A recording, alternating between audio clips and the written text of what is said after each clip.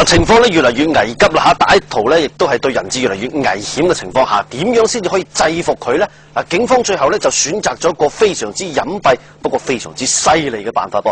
而我哋熱點記者更加係全程喺最近嘅距離，完整咁樣目擊並且拍低咗制服歹徒嘅全過程，非常之震撼㗎嚇！即刻帶你睇睇。警方再次試圖遞水俾歹徒，就喺呢個時候，一名身着白 T 恤嘅女子行到前邊嚟，話佢嚟遞水。我拿進嚟給你好啊！你不要！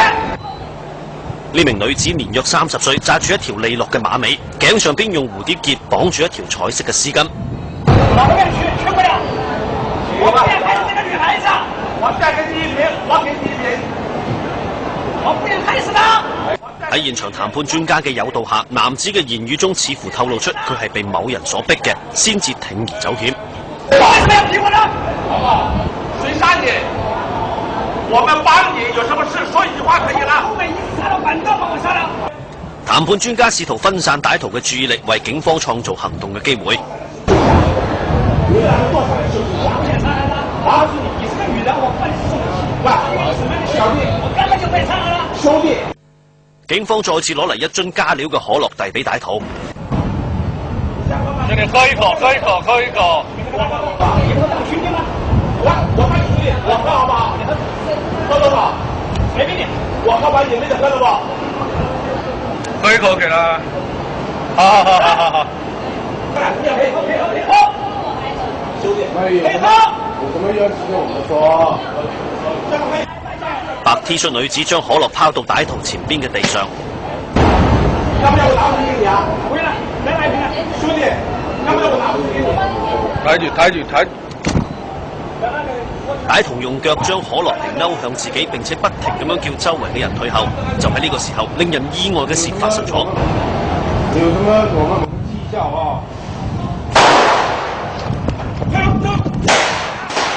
趁歹徒不備，白 T 恤女警果斷掹槍射擊。有什麼我們記下啊！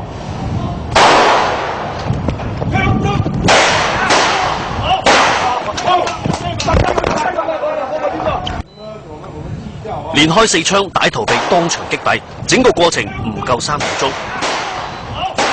喺事後，熱點記者作為唯一近距離目擊開槍現場嘅記者，亦近距離領略到呢位神勇女警嘅風采。而且你太厲害了，當時看上去有擔心嗎？我知道。哇，真係精彩啊！所謂人不可貌相，睇下頭先嗰位開槍嘅女警官，講句唔好聽，你行喺街度咧，絕對唔會有人留意佢。個樣咧同真係同師奶都冇差得幾多，仲有少少肥添。不過講到開槍時候嗰份淡定，哇！你真係要寫個服字。我諗真係當時歪少少嚇，分分鐘真係就射中人質，咁佢咧就從功臣變成罪人㗎咯。嗱，女人質最終獲救啦，呢個可以話係大家心目中最完美嘅結局。我諗咧呢位無辜嘅女人質而家真係嚇餐死啦嚇。作為媒體，我哋亦都好想可以獨家採訪下佢，講下當時嘅情況。不過站在人道主義嘅立場咧，亦都覺得其實唔好打攪佢比較好，唔好等佢再諗翻尋晚個驚心動魄嘅一幕啦。所以亦都奉勸各位媒體嘅同行，可以嘅話放過佢啦。